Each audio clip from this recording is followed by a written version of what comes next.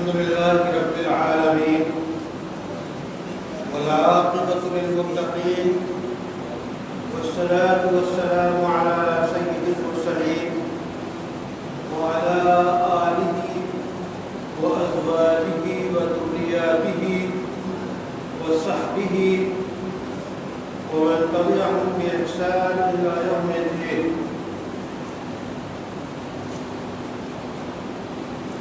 أعوذ بالله من الشيطان الرجيم.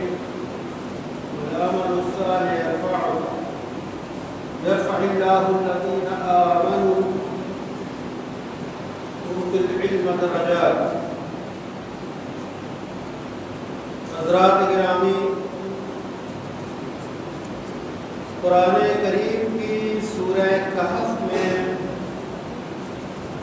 جو چند انتہائی سبق آموز واقعات بیان کیے گئے ہیں، ان میں سے ایک واقعے کا ایک حصہ ہے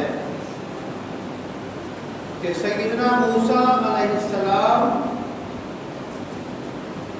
اس بندے کے ساتھ جن کے ساتھ جانے کا اللہ کی طرف سے حکم ہوا تھا اور ان کی خدمت میں رہنے کا حکم ہوا تھا، بخاری اور مسلم کی روایت کے مطابق اس بندے کا نام خضر علیہ السلام.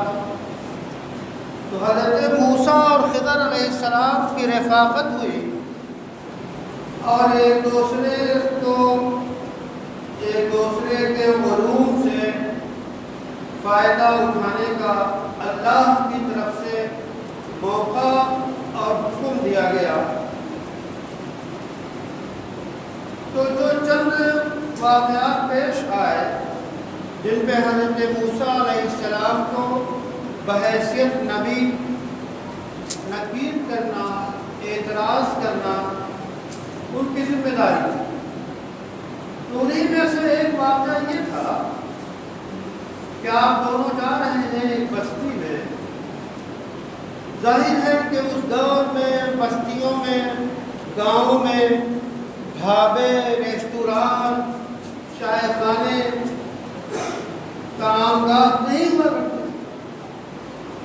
تو ضیافت کا طریقہ یہی تھا کہ گاؤں کا جو سخی اور داتا یا اس طرح کا فیاض کوئی شخص ہوتا تو آنے والے مہمانوں کی ضیافت کرتا. اب یہ دونوں بیچارے اس گاؤں سے گزر رہے ہیں، ان کو بھوک اور پیاس کا تقاضا ہے، لیکن کوئی ان کی ضیافت کرنے کو تیار نہیں. فَأَبَوْا أَن يُضَيِّفُوهُمَا، انہوں نے صاف انکار کر دیا کہ ہم آپ کے مہمانی قبول نہیں کر سکتے. تو پریشانی تو ہوئی ہوگی. تو گاؤں والوں کی طرف سے یہ برتاؤ ان دونوں بزرگ ترین شخصیت کے ساتھ ظاہر ہے. حضرت موسیٰ علیہ السلام وقت کے نبی، خضر علیہ السلام کا درجہ بھی تکوینیات میں اعلیٰ درجہ قرآن نے اٹھا دیا. ایسے دونوں آدمیوں کو انہوں نے ضیافت کرنے سے انکار کر دیا. جب آگے بڑھے تو اچانک حضرت خضر رک گئے اور ایک دیوار بالکل گرنے کو تھی، اس دیوار کی مرمت کرنے لگے. حضرت موسیٰ علیہ السلام نے کہا کہ عجیب بات ہے، گاؤں والے تو آپ کو ایک جو ہے گلاس پانی پلانے اور ایک نوالا کھانے کا دینے کو تیار نہیں، اور آپ ان گاؤں والوں کی اس دیوار کی باقاعدہ اصلاح و ترمیم اور مرمت کر رہے ہیں، ریپیئرنگ کر رہے ہیں. چلیے کر رہے ہیں تو پیسے لے لیجیے ان سے. لیکن حضرت خضر ان کا پورا کام کر دیا، دیوار ٹھیک کر دی اور پھر آگے بڑھے. اب حضرت موسیٰ اور خضر علیہ السلام میں جو ایگریمنٹ تھا، جو معاہدہ تھا کہ اگر اس سوال کے بعد کوئی سوال کرو گے تو ہماری درسگاہ سے، ہماری یونیورسٹی سے آپ کو جو ہے رشتہ ختم ہو جائے. تو بہرحال وہ تین اہم سوالات تھے، ان میں سے ایک یہ جب انہوں نے کہا کہ یہ آپ نے کیا کیا، حضرت خضر نے کہا کہ بھائی، پھر اس کے بعد تینوں چیزوں کی حکمت بتائی آپ نے کیوں کیا. تو اس واقعے کی انہوں نے یہ حکمت بتائی، قرآن خود بیان کرتا ہے، قرآن میں وہ حکمت بیان کی گئی. ظاہر ہے قرآن میں آنے کے بعد سند ہے، ماننا ضروری ہے. تو قرآن نے یہ بیان کیا کہ خضر علیہ السلام نے بتایا موسیٰ علیہ السلام کو کہ بات یہ تھی کہ اس دیوار کے نیچے بڑا خزانہ تھا. اور وہ خزانہ کس کا تھا؟ 2 یتیم بچوں، 2 بچے تھے، یتیم تھے، ان کے باپ کا انتقال ہو گیا تھا اور وہ دیوار اسی خزانے کے اوپر کھڑی تھی. تو اگر وہ دیوار گر جاتی تو وہ خزانہ، وہ مال و دولت کا خزینہ ضائع ہو جاتا، ان یتیم بچوں کو نقصان پہنچتا. اس لیے اللہ کے حکم سے میں نے اس دیوار کو پختہ کر دیا، مضبوط کر دیا، تاکہ جب یہ دونوں یتیم بڑے ہوں گے اور اپنے رابطے کے حساب سے ان کو وہ خزانہ مل جائے گا. تو یہ مصلحت ہے. اس واقعے سے میں ایک نتیجہ نکالنا چاہتا ہوں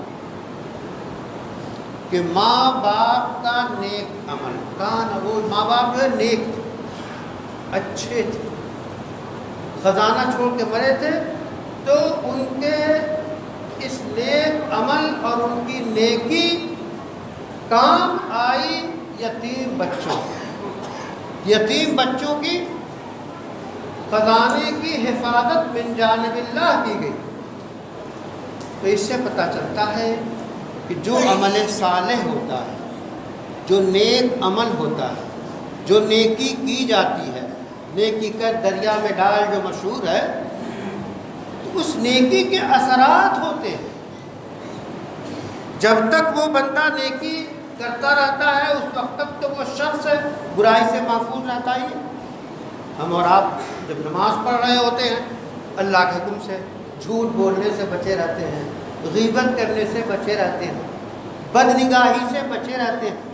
جب تک نماز پڑھ رہے ہیں نیک عمل میں ان گناہوں سے تو ہم بچے رہتے ہیں. لیکن نماز کے بعد یہ نیک عمل ہے، اس کے اثرات اور پھیلنے چاہیے. اس واسطے قرآن کہتا ہے کہ بے شک نماز برائی اور بے حیائی سے بچاتی ہے، روکتی ہے. تو نماز کے یہ اثرات ہیں. تو ہر عمل کے، چاہے وہ عمل بد ہو یا عمل نیک، اس کے اثرات دور تک ہوتے ہیں. بدی کے اثرات بھی دور تک ہوتے ہیں، ایسی نیکی کے اثرات بھی دور تک ہوتے ہیں. تو نیکی جتنے گہرے جذبے کے ساتھ صرف اللہ کے لیے کی گئی ہو، اتنے ہی اس کے اثرات دیر پا ہوتے ہیں. یہ ایک فارمولہ ہے، قرآن سے اخذ کی ہوئی چیز ہے. خود نماز کے بارے میں پتہ ہے کہ نماز جو ہے بے حیائی سے روکتی. جو نماز ہو گئی بعد میں بھی وہ برائیوں سے روکے گی اگر قوت طاقتور نماز پڑھی ہم نے. تو اچھی نماز، عمدہ نماز نمازی کو بے شمار برائیوں سے، بے حیائیوں سے، گندگیوں سے محفوظ رکھتی ہے، اور اس کو جو اس کے اندر مٹھاس، حلاوت، اخلاق، اچھائی، مروت، لوگوں سے اچھے انداز میں ملنا، مسکرانا، یہ ساری چیزیں یہ نماز پیدا کرتی ہے. ابھی ہم عظیم الشان عالمی عبادت کے موسم رمضان سے گزرے ہیں. رمضان کے 30 روزے رکھے ہیں. ان روزوں کے اثرات، رات کے قیام کے اثرات، تہجد کے اثرات، تلاوتوں کے اثرات، صدقات کے اثرات، زکوٰۃ کے اثرات، یہ جتنی نیکیاں ہم نے کی ہیں، بیش بہا نیکیاں ہیں، اگر صدق دل سے کی گئی ہیں، اللہ کی جناب میں مقبول ہیں، تو بڑی نیکیاں ہیں. ان نیکیوں کے اثرات ہمارے اوپر، ہماری زندگی میں اور ہمارے سماج اور معاشرے میں ظاہر ہونا چاہیے. کیا بات ہے کہ 2 موقع ایسے ہوتے ہیں کہ اچانک ہم دیکھتے ہیں کہ مسجد میں کچھ زیادہ لوگ ہیں تو پوچھنا پڑتا ہے کہ کیا بات ہے. تو پتہ چلتا ہے کہ کوئی بارات آئی ہے، تو ماشاءاللہ بارات میں کچھ لوگ ہوتے ہیں نمازی، وہ مسجد میں آ جاتے ہیں، تعداد بڑھ جاتی ہے۔ کبھی ایسا ہوتا ہے کہ معلوم ہوتا ہے کہ کسی کا انتقال ہو گیا ہے، اس میں تعزیت کے لیے لوگ، آنے والے لوگ ماشاءاللہ اس وقت کے ماحول سے متاثر ہو کر مسجد میں آ جاتے ہیں۔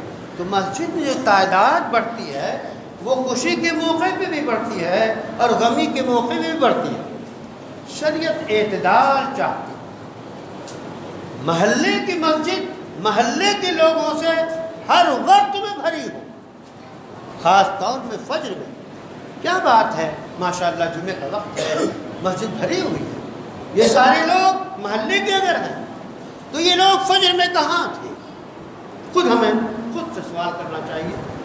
اور یہ بات بہت پہلے بڑوں نے کہی تھی کہ اگر امت مسلمہ کی فجر میں اتنے لوگ ہونے لگے جتنے جمعے میں ہوتے ہیں تو کایا پلٹ جائے۔ اس لیے ہم اپنے نیکی کے اثرات کو قائم رکھیں اور اعتدال پیدا کریں، ہر حال میں ہم اللہ کو مضبوطی سے تھامے رہیں۔ ہمارے اوپر حالات خود اپنی طرف سے یا دوسروں کی طرف سے، غیروں کی طرف سے، کیسے ہی حالات ہوں، اللہ کو مضبوطی سے تھامے رہیں۔ سب سے اہم ترین اللہ برائیوں سے بچانے کی جو راہ ہے، مصیبتوں سے بچنے کی جو راہ ہے، وہ تعلق مع اللہ ہے۔ اللہ کے ساتھ تعلق کو مضبوط کیجئے، کیسے ہی حالات ہوں، غزہ کے حالات ہوں، فلسطین کے حالات ہوں، اور نہ جانے کہاں کہاں کے خود اپنے گھریلو حالات ہیں، ان پہ تان نہ دھریے، واقف رہیے، لیکن اللہ کو مضبوطی سے تھامے رہیے، اور جو آپ کے بس میں ہے اس کو پوری قوت کے ساتھ وہ کرتے رہیے۔ کامیابی آپ کے ہاتھ میں ہوگی۔ جو ذرائع ہیں کہ ہم اپنے گھر کو کیسے محفوظ رکھ سکتے ہیں، کیسے بچا سکتے ہیں، ان ذرائع کو بھی آپ اپنائیے۔ چاہے رائے دہی کا مسئلہ ہو، جو ہے کسی کے انتخاب کا مسئلہ ہو، کوئی بھی مسئلہ ہو، پوری قوت کے ساتھ، پورے یقین کے ساتھ، پوری دیانت کے ساتھ، پوری عقل مندی اور ہوشیاری کے ساتھ آپ اپنے حقوق کا استعمال کیجئے اور اس ملک کو، اپنے گھر کو مضبوط کیجئے۔ آپ نمازی ہیں، آپ روزے دار ہیں، آپ مومن ہیں، آپ کے اندر خیر کے چشمے پھوٹ رہے ہیں، اس چشمے سے دنیا کو فائدہ پہنچائیے۔ وآخر دعوانا ان الحمدللہ رب